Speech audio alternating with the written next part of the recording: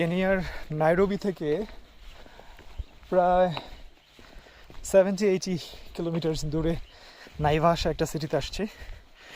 আর ওখানে মাউন্ট লঙ্গট নামে একটা মাউন্টেন আছে, যেটা একটা ভলকানিক ইরাপশন হয়েছিল অনেক বছর আগে, মোস্ট প্রবাবলি 16th or 18th-এ।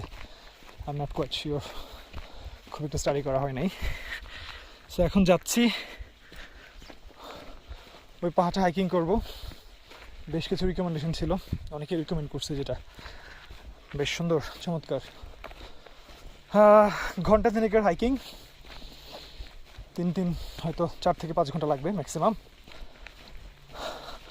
আশা করছি চমৎকার হবে, কারণ কেনিয়া এমনিতেই ফুল অফ ন্যাচারাল বিউটি। যেখানে যাচ্ছি না কেন খুবই অবাক হচ্ছি ওদের